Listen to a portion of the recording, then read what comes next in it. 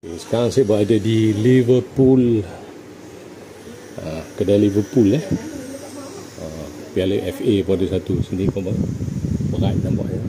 Pilihlah jersey tim-tim lain pun ada selain daripada Liverpool.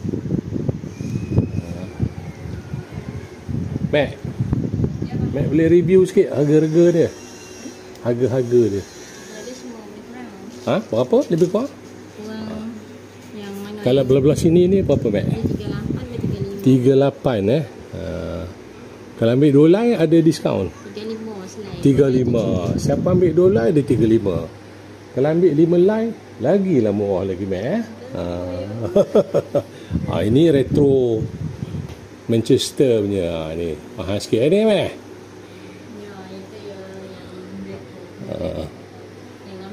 Ni ada dia punya ni pun ada stiker dia ni. So, tapi tak adalah mahal macam kat luar negara tu. Mari kamu jangan lupa ni, gerai ni Liverpool. Apa nombor gerai dia?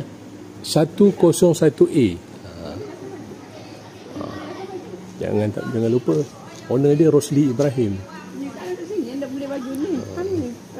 Untuk duduk apa ada.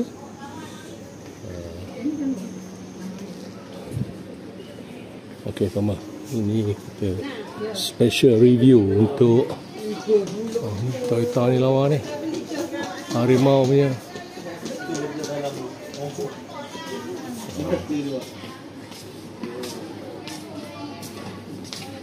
Sini kita pusing lagi ya. Rehat dulu. Kalau datang dekat Liverpool ni, carilah Siti kata ada best discount untuk abe-abe.